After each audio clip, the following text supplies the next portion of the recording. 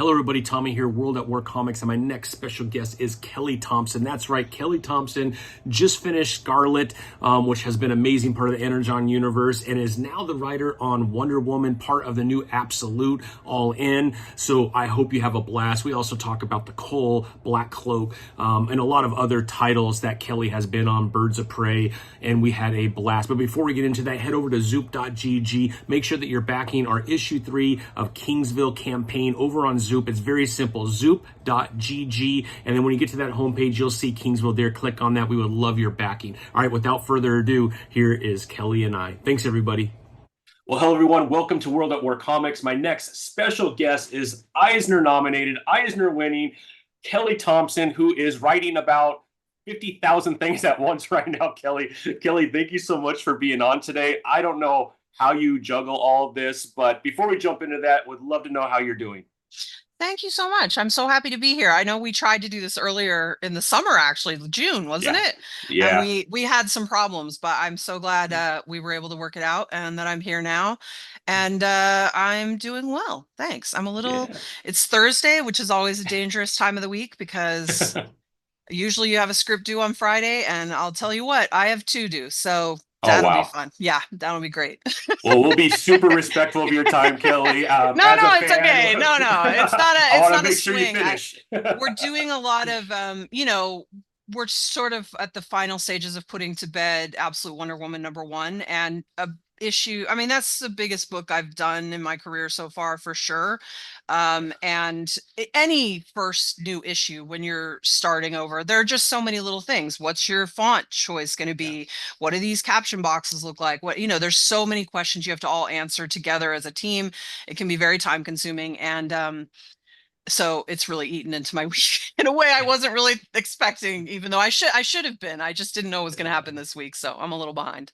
Well, But certainly the Absolute universe has taken over most of the news, but you've actually been part of a couple things that have kind of taken up a lot of the news in comic books. Obviously, writing Scarlett, part of the Energon universe. I'm not sure there's anything in comics hotter than the Energon universe over at Skybound right now. yeah. And then all of a sudden, this news of the Absolute universe drops, and now that's taken up a lot of the news cycle, as it should, right? I mean, these are completely different takes on extremely old and revered characters. And I'm all in for it. I love kind of these storylines that take a character. It's almost like the Marvel what if.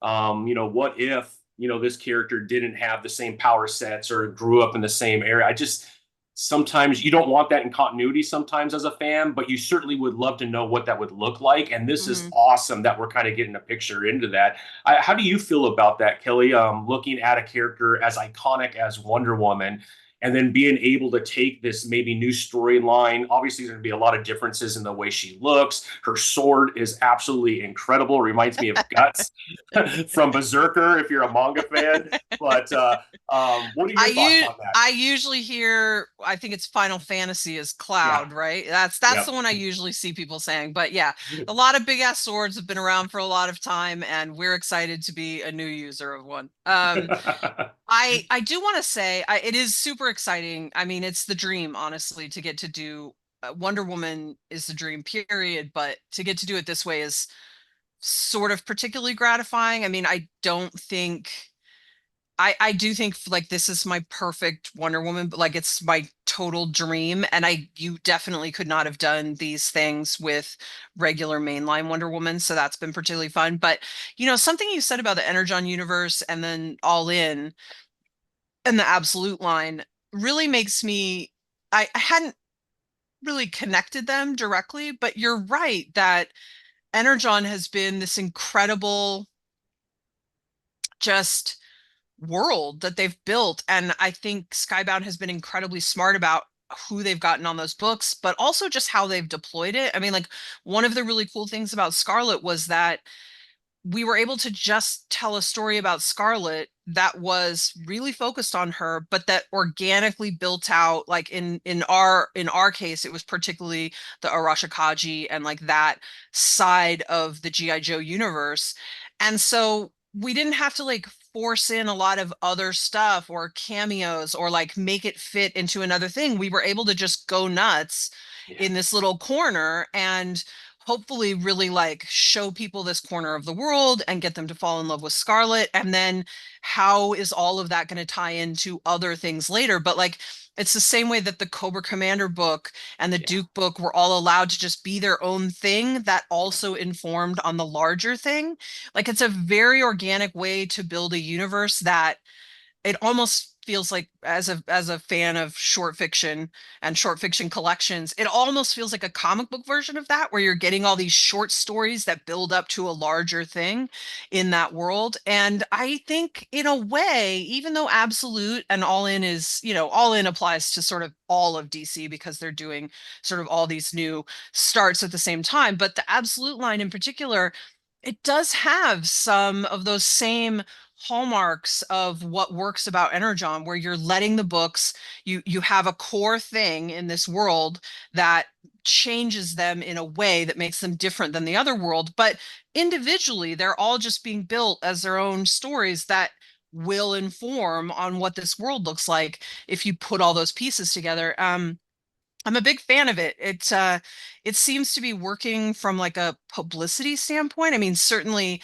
I hope Absolute has similar levels of success to what Energon Universe has had, which I mean, they've just been dominating. Scarlet is one of my best-selling books. I mean, it's very hard to get the stats now, ever Yeah. especially it was never easy, but it's Yeah. been made much more difficult post-pandemic with those numbers. But we're regularly on top 10 bestseller lists for all the shops and everything. It's been one of my most successful books I've ever done. And I don't mean to be dismissive to Transformers or G.I. Joe or Energon Universe or Skybound when I say this, but it completely took me by surprise.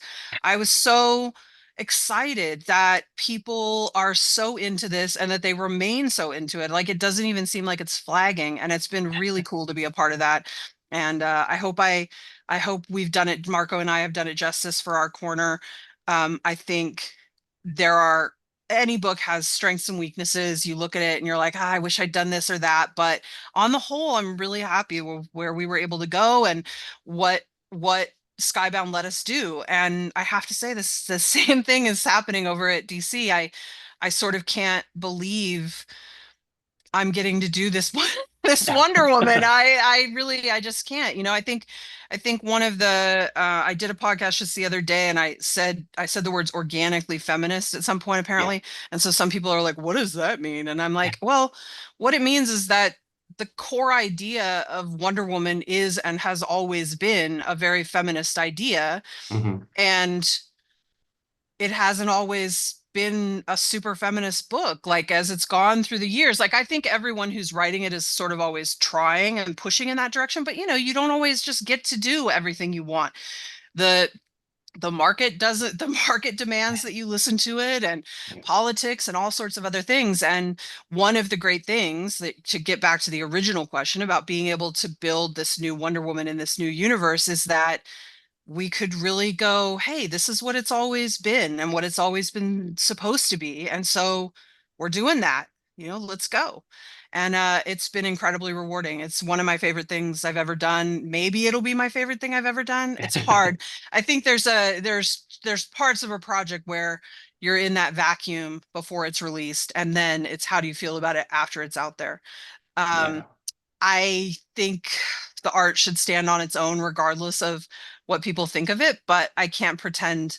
I'm making art that I need people to invest in and love and engage with. So it does matter to me how people feel about it. I don't know if that's a flawed way of thinking about this, but it is where I come from. Yeah, no, I think it's really important, right? Because at the end of the day, the success of it's going to be dependent on how many people pick this up.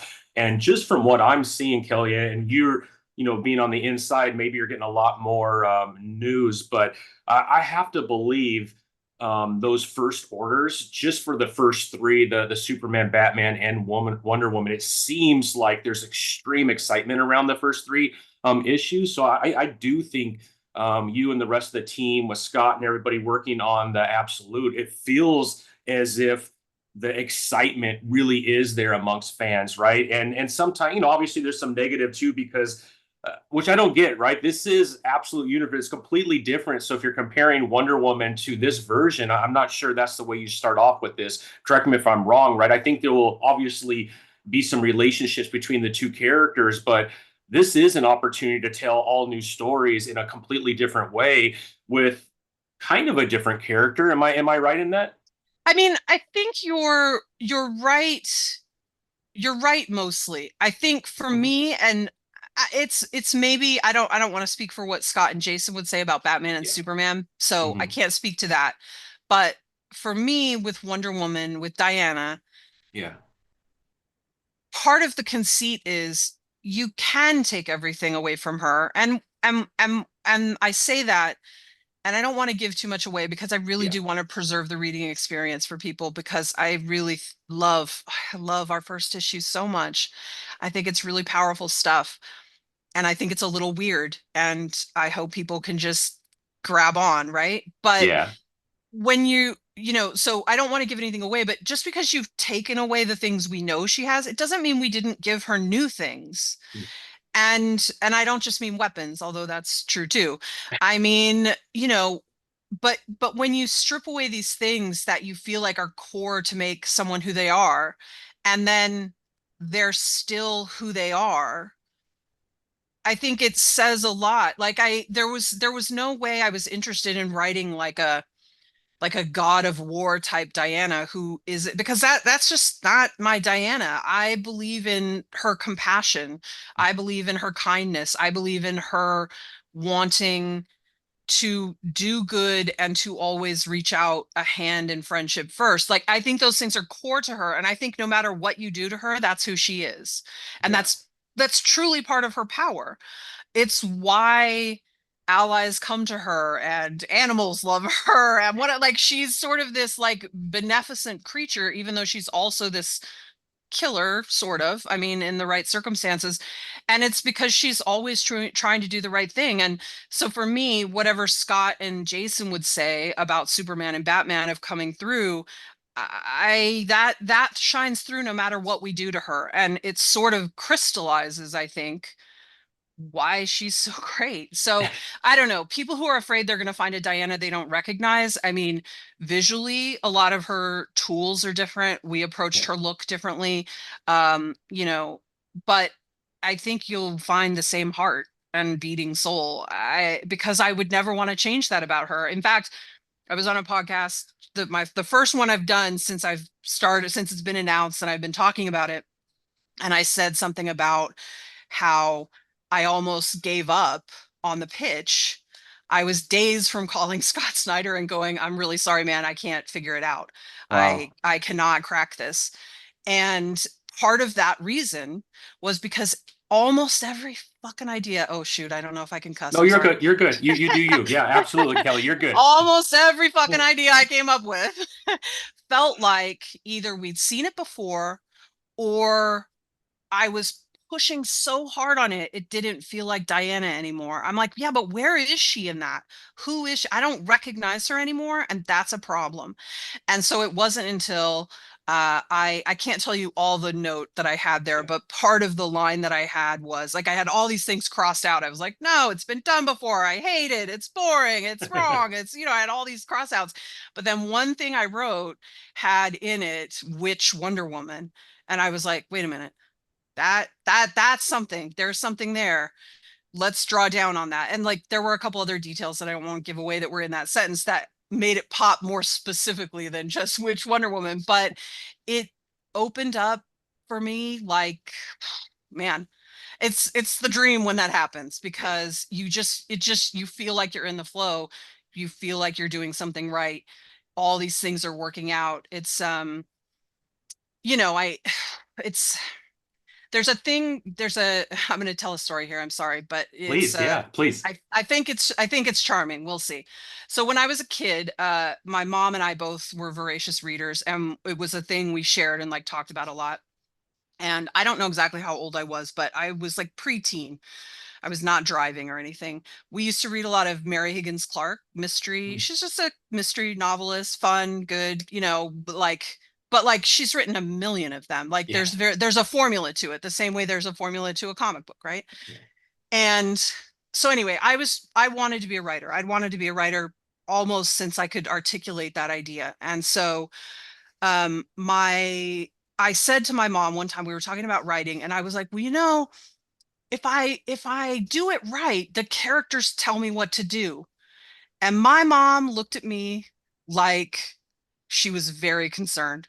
Like we were moments from having to put me in some kind of padded room or something. But like I was a very normal kid in most other ways, so she let it go. And in my mind, it's weeks later, but it could have been a year later. I don't know. We were sitting around watching some kind of talk show where they were interviewing Mary Higgins Clark. And she goes, if I build the characters correctly, they really tell me what to do. And my mom did this slow head turn over to me. And she goes, that's what you said. And I was like, because it's true. And she was like, oh my God. And so it's just this early sort of moment where I was Yeah. like, because it was this comedic chain of events, it really lodged itself in my brain as like, hey, this is a true fact about yourself and about a very famous writer, and you need to hold on to that. And you're not crazy. And this is a superpower you have, and you've been given the gift of realizing it sort of early. It doesn't mean I did it fast. I'm very slow at everything. So thank God something let me know early. Otherwise I'd be 60 before my first story came out. But it was a moment. It was like a clarifying moment where you go, okay, I I have a small superpower, and how can I utilize this to make a nice life for myself, or a better or more interesting life, to sort of achieve some of these dreams. And so I always lean back to character. And if I do it right, like I did with Absolute Wonder Woman, and I had 100 million giant shoulders to stand on because so many people have already done that work with her, that this idea just unlocked her in a beautiful way. And I think she's very different. All her sort of weapons and her upbringing are different. How she solves things, how she gets to things, like some of these are going to be different approaches that I hope are interesting and fun, but are like rooted in her history and in mythology and in all these changes. And yet it's still Diana. I think anyone who has doubts, if you read issue 1, you'll understand who she is by the end of the issue. I will say, and I haven't said this a lot, but you know, the absolute Batman is like packed with cool Gotham Batman lore. It's filled with so many cool things. And Scott's so good and Nick's Yeah. so good that you read it and you go, oh God, I'm in trouble. I've made a mistake. Everyone's gonna want to know, to see, because it's so dense. And that's not our approach. Uh, if you're expecting like an extensive cast debut in issue 1, you're going to be disappointed. If you're expecting to see all the Themysciran Amazons or a superpowered Donna Troy, like, you're going to be disappointed. It's about Diana, and we're going to introduce you to this woman and this world and what she's up against, and we're going to go from there. And I will say there's incredibly cool balls to the wall stuff, but like, our characters are coming in more slowly, Yeah. like a Steve or an Etta or a Barbara, etc. Like, you're getting those, maybe like a new one every issue, not all of them at once. And so it's a different approach. And my hope is they're both great approaches, and they both fit for what we're trying to do and say with the characters. So Yeah. yeah, it's pretty exciting. That sounds amazing. Can you, for the listeners that maybe want to get into writing or are writing or are struggling, can you kind of talk to maybe the path that you take that allows those characters to speak to you? Is it just time? Is it research? Is it like musing? Like, how do you get to that point where the character starts to speak to you and then the stories just start to flow out? So a big one for me that I I'm not saying everyone should go this way or would go this way, but I tend to be pretty good with dialogue. That I identified that as a strength pretty early on, and realizing that, like, the flow of conversations and how people talk and everything. So I a lot of times when I'm trying to figure out a story, usually the character is already figured out, but it can also be partly about figuring out the character. I write a lot of just notes to myself that are just snippets of dialogue, like, oh, I know that scene, this is going to be the line, or whatever. And it doesn't mean that line will actually make it to the script. Maybe some version of it will, or maybe it'll just get cut. But it is through like dialogue and how people interact with each other and the way they take care of each other or don't take care of each other, these kind of characteristics that sort of start to build up, and I start to figure it out. Now I will say, in the case of comics, you have a huge, unlike a creator owned or a novel or something else, you're already standing on the shoulders of greatness. you know Dinah Lance she's an incredibly fleshed out character already. Black Canary is an incredible Yeah. superhero. So I don't have to go in there and reinvent the wheel. I think my job there is more to write. I'm always looking to write something that's going to feel authentic to people who already love that character, that's not going to feel jarring or off to them, but that hopefully, ideally, brings something not everyone can bring to it. Like, what can I bring to Dinah that not every other writer could do? So I'm always sort of looking for that. I think for me, a lot of that stuff comes more from emotional and interpersonal relationships than just plot. I think I'm Mhm. very bad at plot. I mean, I'm not bad at plot, but it's just not what I prioritize over character. I tend to prioritize character relationships and character arcs over their plots. And that's I don't think there's anything wrong with it, especially if you're aware of it. Like, hey, I need to shore up my plotting here because it's not a strength, right? I think a big problem I have is I like a lot of detective and mystery type stories, and those stories make it very hard to give your villain enough time to become a fully developed character, because either you're trying to hide it from the reader who this person is, so then you're maybe not getting an accurate look at them, or you're just hiding the actual character for a long time because your character is trying to under your lead, your protagonist is trying to get there, and so you as a reader aren't able to get there until it's too late either. And that sometimes results in things I really hate, like exposition dumps, or in inauthentic or not well integrated elements of the story. So that's one I'm always like looking out for, but I always feel very comfortable, like not in the skin of the character, but in the headspace. One of the biggest problems I had with writing Spider-Man Beyond, with the whole crew of people, Yeah. was I've co-written many times before. I've never done it like that, where we're siphoning off different pieces of the story to different writers. And I didn't realize it was going to be an issue for me until it was sort of too late and I was already in it. But I was really having trouble writing Ben, especially because it all sort of spun around Ben. And I went to the editor and I was like, I don't, you know, I never realized this was a thing for me, but I always know what my characters are thinking. Like, I'm able to write them because I understand where they're at.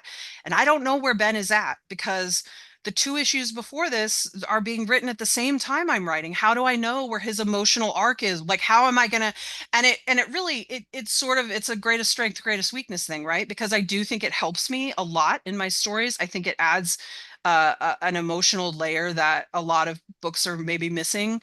Uh, but it was a real weakness in this moment because I found I really had to pull for other tools that weren't as sharpened once I wasn't able to lean on that, of knowing where he was, because they tried to help me. They tried to answer like, oh, well, it's going to be this and it's going to be this. And I'm like, yeah, but I'm writing his internal narration.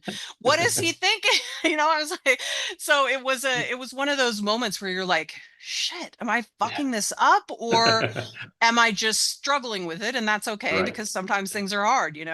Um, we got there. We got there, but it was, I'll be hesitant about doing that again. Not because I don't want to challenge myself, but because even though I think our issues that we did, we landed in the right place on them, I don't know that I figured out, it feels more like it, it feels more like I got lucky and I had the help of really talented people, including Sarah Pacelli drawing, that it was okay. And we were able to get there by the end and like edit it and make sure it was the right thing. But I didn't walk away from that experience going, oh, I know how to do that now, you know? So Yeah. if someone brings that to me again, I'm gonna be like, wait a minute. Like I don't I know. might not be your girl here. I have we found my kryptonite, and it's writing things out of sequence when I can't be sure where a character's head is at.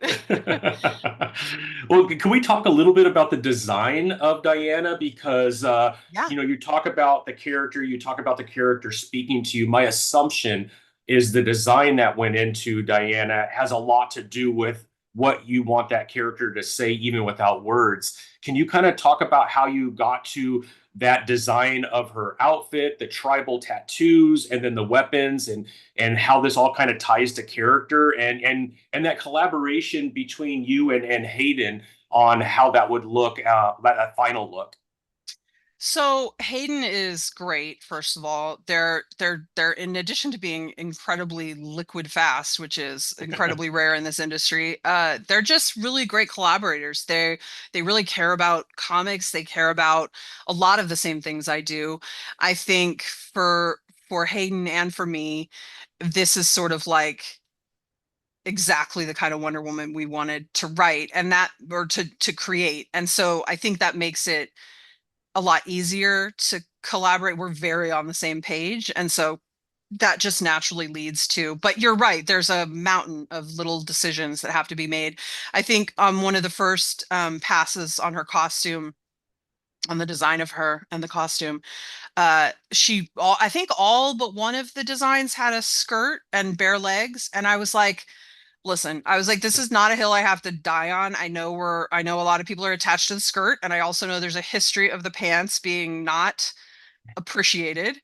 And I get it. I get it. To be honest, even though I always wanted her to have pants because it's dumb, I didn't really love the pants either. Like it didn't quite work. And I was like, so I'm not saying we have to land there. I'm just saying if I was raised in hell, I don't want to be wearing a fucking skirt. I want to wear pants. If I'm going to be getting on and off of a boned carcass Pegasus, I want pants. Are you kidding me? And honestly, the whole team was like, that actually makes a lot of sense.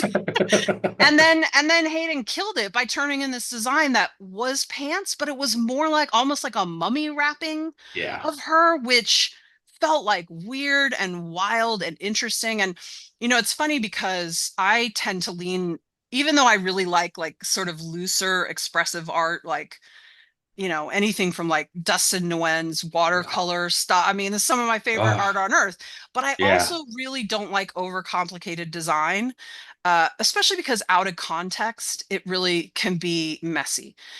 But this is a bitch race in hell, man. It's not going to be clean and sharp. These are where did these weapons come from? Where did these clothing come from? Like, how did you make these? How did you come upon it? Like, we really wanted to get into what would this look like if you were in hell building your superhero uniform. What is it going to be made of? What is it going to be? How is it going to fit on you? How much are you going to not care about what a superhero should look like? I mean, when she first shows up in one, she's wearing that full armor and everything, like the cloak with the fur or the feathers or whatever it is, and the crazy helmet. It's Yep. wild. So, she is from hell, man. She's not sort of a like, oh well, yeah, sure, you could fit in anywhere. Like, there's no apology in this Yeah. woman, and I think the design reflects that. Yeah. Um, we went for a little bit more Greek and Hellenistic features, which we were super excited about. I mean, I think that's a thing that I think we all think Diana's the most beautiful woman in the world, so it can be hard to mess with that. But I do think there are a lot of different kinds of beauty, and I think she's gorgeous, even if she's not, you know, damn Pinosian covered gorgeous, which is a whole different level of sex appeal, man. Those covers are like red hot. Uh, they Um, are, and I'll be honest with you, my whole feed is full of them too. I mean, Dan is there's such.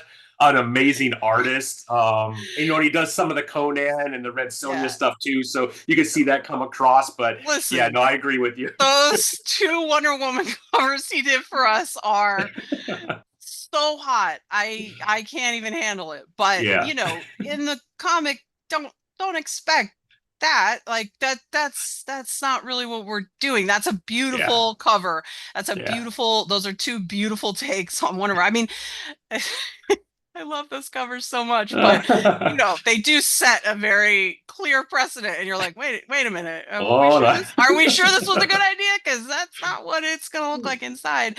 We're doing something a little different inside. But I think that so the weapons, you know, I don't want to get too much into it, but I said Mhm. this on another cast, so I'll say it here. The Buster sword, that people call it, the big giant sword, part of the reason you don't like see that on her in any of the designs or anything, it's like strapped to her back or anything, is because she draws it from like a magical pouch Mhm. that has like infinite space in it. So, you know, she's got a whole different kind of tricks. You know, I saw people saying that she doesn't have um you know, oh well, she doesn't have a bracelets. She does have bracelets. They're just not gold. They're forged in hell. You know, they're not shining and gold and beautiful. He's in there. Um and sorry, my cat is freaking out. Oh, no problem, no No, problem. no, he's fine. He's just throwing a Okay. little fit. He's not on the podcast, so he's be away about it. Um so, you know, it's but we're really having a good time. I think the good news is for people who are already super into Wonder Woman, like I am too. And so all of her weapons, they all come from places, they all have stories of how they were made and how they became and all of this stuff. And I hope we get to tell every one of those stories. Um, I will say that issue 6, so the first arc is 5 issues. Issue 6 is being done by an alternate artist, and as such, I had to write it like out of sequence to get them started. And so that story is more like it's got more flashback stuff in it about like how some of her weapons were made and like some of that stuff. And it's gonna be really cool. It's really fun. Um, I hope we're really pushing the envelope all the time with this book because I think the character deserves it. I think it's and listen, I feel a lot of pressure, we all do, to be up to the task of what Scott and Jason and Al and Jeff and everybody are going to be doing. Um you want the whole line to be, you want your book to be the best, but you want the whole line to be strong, and that Yeah, means you really got to bring it. So, you know. yeah. Well, it looks absolutely phenomenal. We've heard stories that it'll be, again, this could be wrong, this could be speculation, but it's going to be more adventure based. I don't know if that's a good term to use Nah, for your title because that's what I've read a couple different times. I don't know how you feel about that. I mean, I don't think it's not an adventure story, but I do think Excuse me. that something got out early on that Oh, okay. I don't know if it was from an early pitch before I was involved or something, but like there were a lot of rumors early on that she was like an archaeologist adventurer or something, and that's not a thing. Okay. I There will be an archaeologist in the story, which people can maybe guess who that might Yeah. be. But it's not Diana. Yeah. But there are things that Diana will be doing that help bring that archaeologist type character in there that are all sort of lend in that direction. So I wouldn't say there isn't adventure to it. She's very much a woman on a mission to save the world and also dot dot dot, right? So she has multiple motivations here. But I don't know. I think my favorite thing about it right now is that it simultaneously feels completely epic and also really small and specific. Like, because it's very focused on Diana and let's just say this one other character, one other named character in the first issue. And it's really about that. And Mm. there's monsters and there's setting, and we're going back to Gateway City, which has been super fun. Like, why doesn't Diana have her own city? So dumb. Yeah. But she's got to have Washington, D.C. or wherever, and Gotham is like one of the greatest characters in all of the Batman mythos. Like, and Superman gets Metropolis and Yeah. Kansas. Like, come on.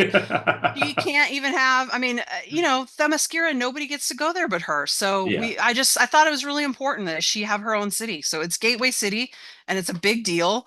And it's perfect, by the way. It was designed like, oh, it's built on, I don't know if it's demon or like cult stuff, like old, like that was the original. And so that's why there's all this. I mean, that's straight out of Buffy the Vampire Slayer. I mean, I think they did it first, but I'm Yeah. just saying, like, part of the reason Buffy works is it's Sunnydale is on a hellmouth, and that's why Yeah. this small town has all this crazy supernatural activity. Like these are paint by number ideas that are great and that you should lean into, especially for a character like Superwoman, Wonder Woman, Yeah. Wonderman. Yeah. who's gonna fight a lot of really crazy shit. you know? So you mentioned earlier that this has been one of the largest things that you've been part of. From a challenge standpoint, would that also be the same? I mean, I think that's hard to answer until I know Mhm. how people feel about it because I won't Okay. know how well the people will decide how well Yeah. we've but personally I do think it's been my biggest challenge, but I think because of the thing I talked about before with the pitch where it just opened up, like a pitch opening up like that to you and just like telling you what to do, it feels almost transcendent. And I feel like at that point, the only way it gets fucked up is if other people don't see the vision, and in this case DC and Chris, our editor, Chris did, and that you get the right collaborators. Hayden is completely the right collaborator for this Yeah. weird, wild, wonderful Wonder Woman, and so is Jordy. I mean, Yeah. Jordy's the right collaborator for every single project I'm on, Yeah. quite honestly. So On colors, right? I'm She on she colors, yeah, right? yeah, yeah, Yeah. yeah. Yeah. Yeah, Yeah. we had to lose her on Birds of Prey because she could only Mhm. fit one in. Yeah. And it was very hard for me to lose her on Birds of Prey because the color has been such a Yeah. cool and defining thing about Birds of Prey. I mean, she won an Eisner for it. I mean, not just Yeah. Birds of Prey. She did a lot of incredible work that year, but Yeah. Birds of Prey was part of it. And I think it was very hard and honestly risky, and I was worried about it, but I knew that she would want the opportunity to build this. It's so cool. And so yeah, so she rolled off, and Adriana Lucas is our new colorist on Birds of Prey, and he's doing an amazing job. Yeah, absolutely, absolutely. Kelly, we're at throughout your career, like you've done some amazing stuff with some big titles, both Marvel and DC, and then you've had this great run on some of your indie titles. The Cull was absolutely awesome, visually stunning. We're like, do you have a passion for one over the other, or you just approach the indie side of your creation the same way that you would approach taking over a character like Diana? I think my approach is pretty similar. I think Mhm. it's very important in comics to be doing both. I took way too long I mean, when you start out, you're sort of doing indie stuff, sometimes creator owned, sometimes just smaller work for hire stuff. I have a couple creator owned from my very beginning of my career, and then I just got so caught up in work for hire stuff. Like it's hard to turn these things down. They're incredible opportunities that will build your reputation. And if you're a comic nerd, which most of us are, you're just like, wait, I get to write Hawkeye? What do you mean I get to write Jessica Jones? Like Yeah. it's hard to turn these jobs down and you want to do them. So it's very easy to get caught up in sort of the churn of that, where you're turning out this work for hire work, but you're not, there's a saying about how work for hire pays the rent and creator owned pays for your retirement.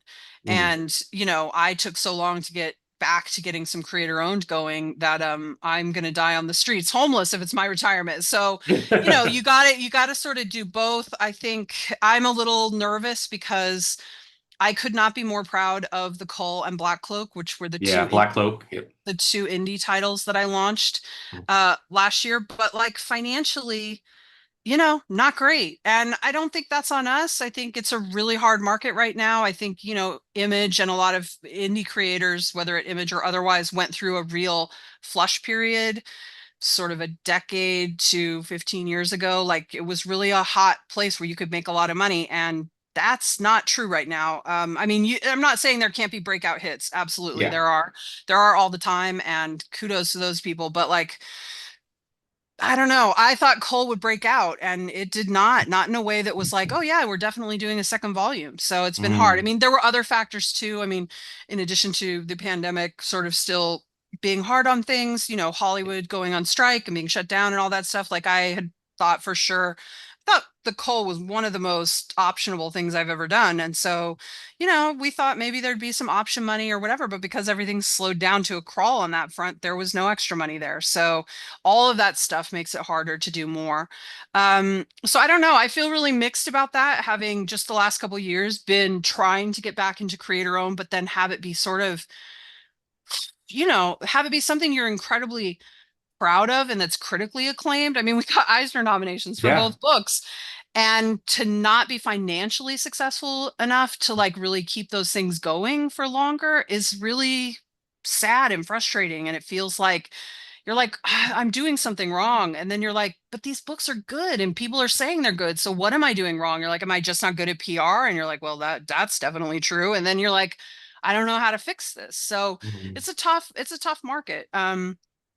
But it's funny because a lot of the way people talk about comics is that you do things like Absolute Wonder Woman so that you can do your creator owned. And that might be technically true, but like I'm just too much of a fan. Like Wonder Woman doesn't seem like a thing I'm doing in order to get to do other stuff. Like Absolute Wonder Woman doesn't seem like a thing I'm doing to raise my profile. So maybe I can do another. I just want to write Wonder Woman, man. I can't help it. Like it's sort of it's sort of I feel like it makes me sort of a dummy, right? Like just sort of a lamb led to slaughter. Like I'm like, oh, am I writing the comic? Like what, just show me where to go, and I don't know if that makes me particularly naive in a bad or good way, but I do think I'm not some guy who's out here like doing 4D chess or 3D chess even. I'm just like what I like, and I want to write those things and try to make them good, and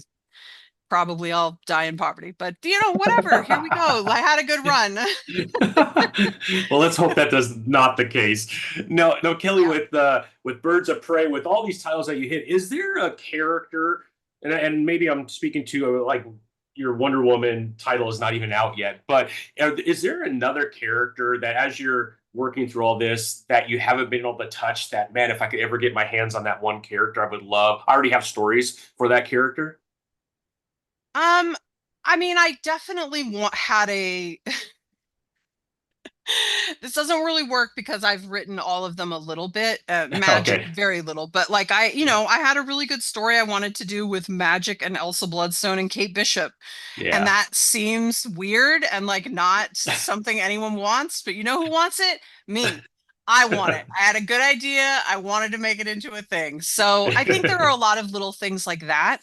But to Yeah. be honest, other than Batman, which is the obvious one that everyone says, so it's incredibly boring, other than Batman and like maybe Catwoman, I Hmm. guess, I've really gotten I mean, there are a lot of DC characters that I either want much bigger cracks at or that I haven't even come close to yet and that I'm still figuring out.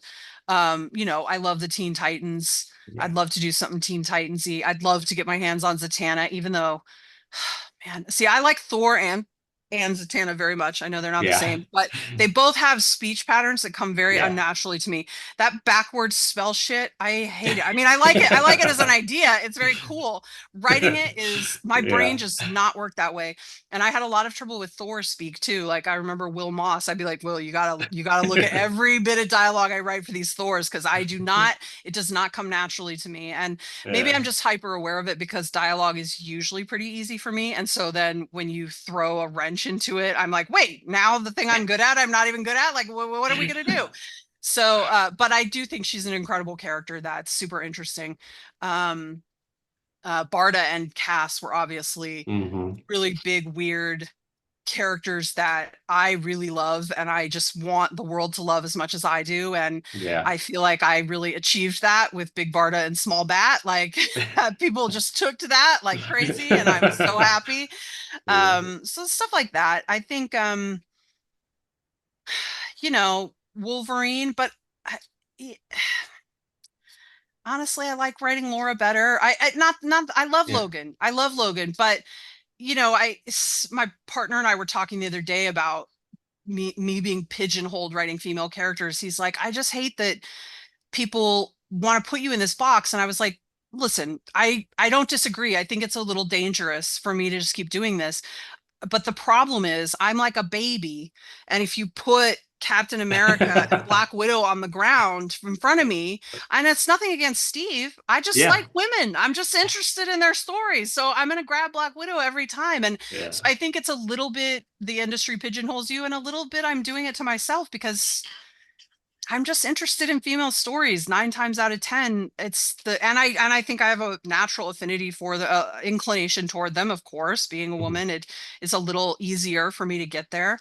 And sometimes I think women's stories are sort of underrated and underwritten. And so I like being able to like build them up. But yeah, it holds me back sometimes. I mean, Deadpool is one of the only male leads I've done. If you look at it, Yeah. it's all ensembles, often heavy female ensembles like Birds of Prey and A Yeah. Force. Clivey, come on, baby, it's okay. Sorry, my cats are like. Oh, it's okay. um, so I don't know. Yeah. I think it's a little bit like a self-fulfilling prophecy, maybe, that I've done to myself. But if that's the worst thing that happens. I would like to Yeah. write, a character I'd like to write a whole lot more of is She-Hulk. Yeah. Yeah. I love She-Hulk. I just love her. I've been very happy to be reading Rainbow Rowell's She-Hulk. It's been Hmm. a delight. But yeah, I can't deny that's a character I'd love to get my hands on again. Yeah, yeah, that would be awesome. I think a lot of fans would like to see that too. And like you said, the current run is great, but if it ever comes available, you threw it out Yeah. in the ethos, right? Yeah, It's out yeah. there. It's Put it, out it's there, out right? there. It's out there. I love it. I love it. Well, Kelly, I mean, you got a lot going on. We have Absolute Wonder Woman coming out very, very soon. In fact, I think the FOC is already over. No, no, Um, no, no, is it? No, when is it no. over? The 30th, I think. Oh, the 30th. So Okay, yeah. perfect. So we got a little bit Awesome. more time. Thank Yeah. God, because Yes. I do think I don't know when this podcast is going to come out, but I do think Hmm. whatever next week is, I think you're going to be seeing a lot of stuff. I think Okay. the full PDF is starting to go out soon to the industry people that tend to read those things and decide whether they're good or not. And I think DC is cutting a trailer, like there's a lot of PR stuff coming up in the next Excellent. like 2 weeks, I think, in prefacing that FOC. But the book is actually out October 23rd. October 23rd. Yeah. Wow. And it So is exciting. 30 pages, just for people who get, upset about the price point. I know that's a thing, but it is pretty a lot of stuff. So Yeah, that's incredible. Is there anything else that you're working on outside of some of the things that we kind of talked about today that you wanted to share with us? well, I do want to just plug the Jeff one shot that's coming Oh, out, that's right. the Venom War thing that comes out Yeah. around Thanksgiving, I think. And Jeffers. yeah, I mean, we're also doing a new Marvel Unlimited, it's Jeff, but Okay. this is spinning out of that Venom War Yeah.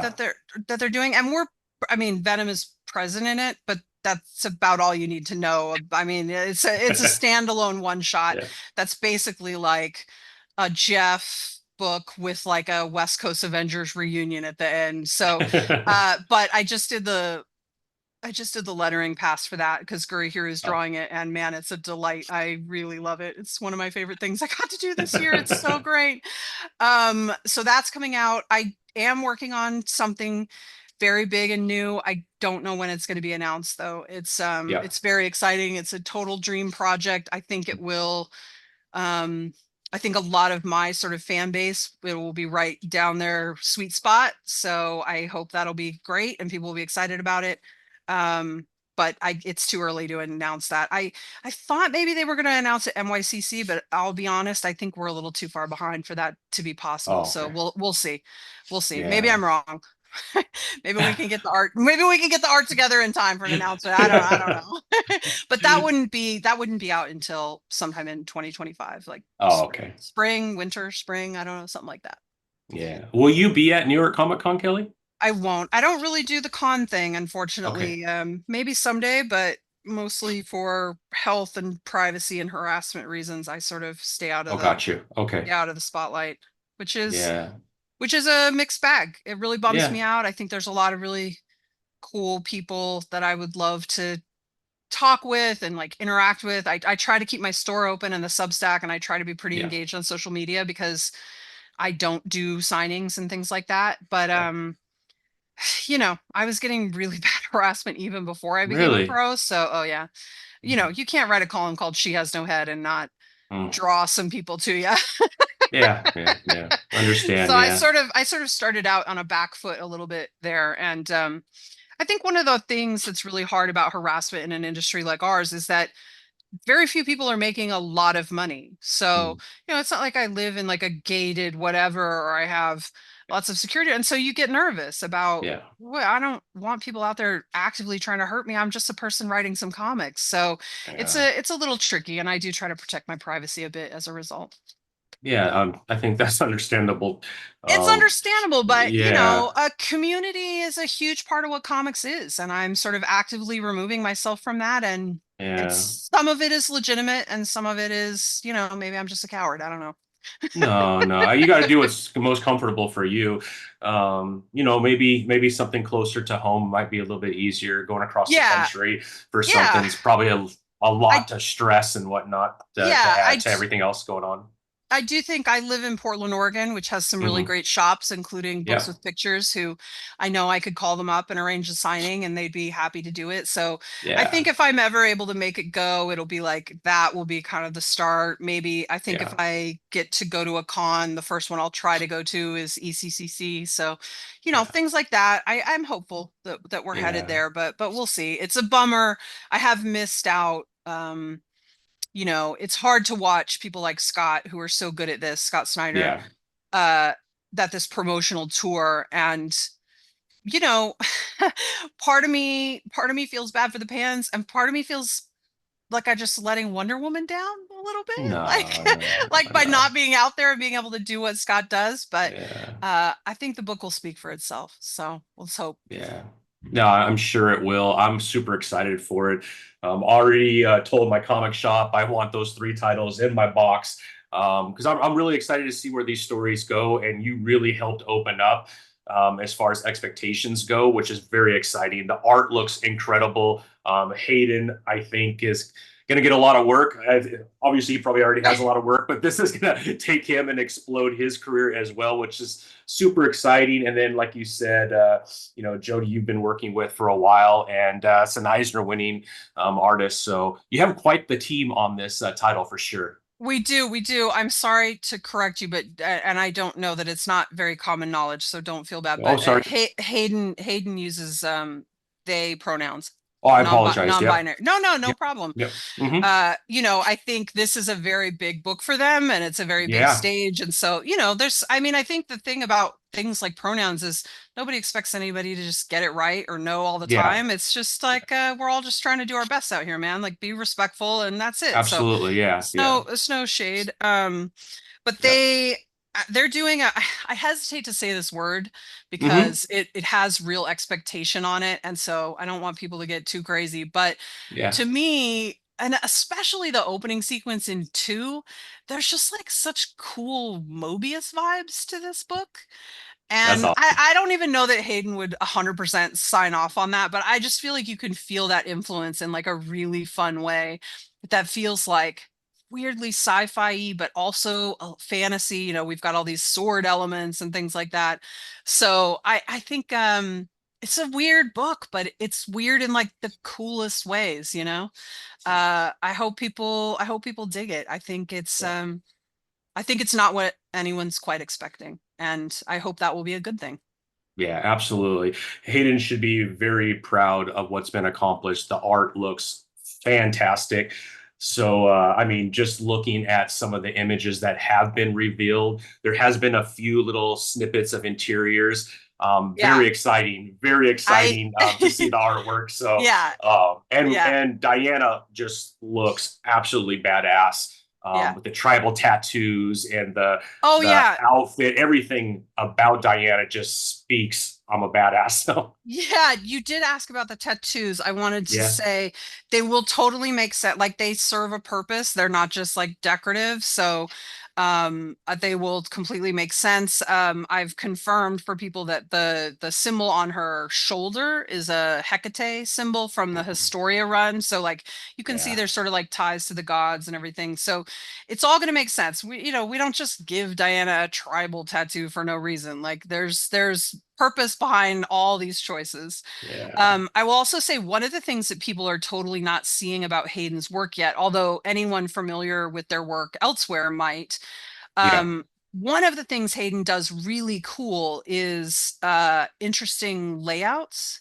Mm, So I'm sort of a fairly traditionalist. Like as someone who read a lot of comics in the 90s, I have a very non-affinity for this panel is tilted for no reason and oh, we're breaking out of the panel here. And I like that stuff, but I yeah. like it to be very well considered. If you're gonna break a panel border, it's gonna be with purpose, you know? And Yeah. so when I say Hayden's layouts are strange and beautiful and interesting, I don't mean that it's that. I mean it's more like in a J.H. Williams style where Mm, they're just the actual page is art, right? So it's like how all those panels flow together and like one panel has like a stained glass quality.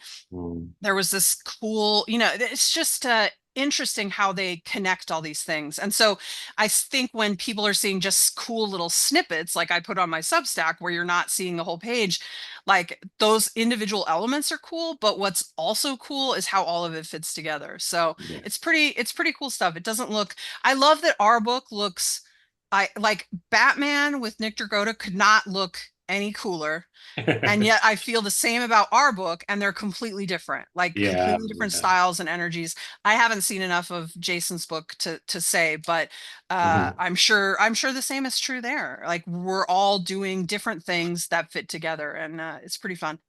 Yeah, purposeful panel breaks I think are important. I think those Yeah. those early Image years, it was all about art, not Yeah. really about story. Yeah. I think everyone, even the Image guys, even Rob, I watch Rob once in a while, and even he mentions like this is all about art, man.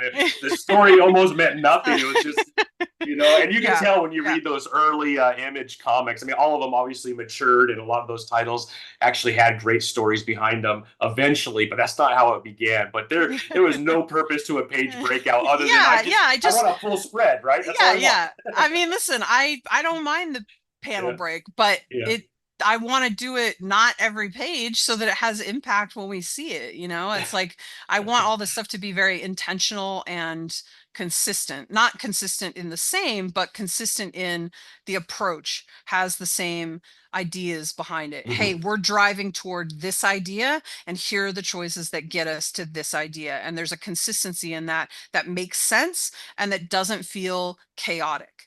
I want everything in my comics, and it doesn't always work out, but I want everything to be intentional. I hmm. don't want like happy accidents of like, oh, well, I guess we got lucky that that worked out. No, we're making the choices, you know? So anyway. Yeah. Well, I am so stoked for it, Kelly. I want to be super respectful of your time. I can't tell you how much I thank you. I appreciate you always keeping me in mind. I know you've been really busy. We've gone back and forth, but thank you so much for entrusting me with your story, entrusting me with all the amazing information that you shared for our audience. Congratulations to you. And the entire team that you're working with, absolute. And then obviously Scarlett has just been absolutely incredible. And for you, congratulations this year, 5 Eisner nominations, Eisner winning. I mean, I don't know how you receive that, but I mean, that's got to be kind of a stamp of approval as far as what you're accomplishing. Do you feel that way? I know I sometimes I creators do. don't, and I'm like, I don't No, know. I do. Oh, good. I'm very appreciative of it, and getting those nominations this year, it was it was maybe the most difficult financial year of my life last year. So getting all those nominations made me feel like I wasn't crazy, right? Like, all right, you didn't nail it on the financial part, Kelly. Like, you're not doing great, but you made great stuff that people responded to that's worthy of these nominations. And I don't mean to put that much weight on it, because tons of stuff. I mean, I think Stuart Amonin doesn't have any Eisners. Like, does that seem right? No, it seems insanely wrong. So it's not like everyone who deserves the thing gets nominated. Like, you know, it doesn't really work like that. So I'm not trying to undercut people who don't, but in a really tough year, it felt like a real indication of, hey, don't give up. Like, you're doing some things right. You're not maybe getting everything right yet, but you're doing some things right and people are recognizing it. I we ended up right after the Eisner nominations came out. We were meeting up with some friends to see Furiosa. And so we were talking about it and everyone was like, "Oh my God, are you so excited?" Blah, blah, blah. And I was like, you know, it was a really hard year. And a lot of us have had hard years and not all of us got 5 Eisner nominations. And so I feel like really grateful, because it was a thing that made me feel like I was on the right path at a time when I was worrying maybe I wasn't. And so it was actually really important to me, and it mattered a lot. And the fact that Jeff is now a 2-time Eisner nominee, 1-time winner is insane. That's awesome. And my favorite thing ever. Yeah. Well, that's awesome. That's awesome. I wish you really, truly the best, Kelly. Cannot wait for this title. Thank you for spending some time with me. And I hope that you have an amazing weekend, and hope we could do this again sometime. I would love to. I had a great time talking to you. And thank you so much for having me on. You're very welcome, Kelly. All right. Till next time. Thank you, everybody. Bye. All right. Hold on real quick, Kelly. I'll turn it off.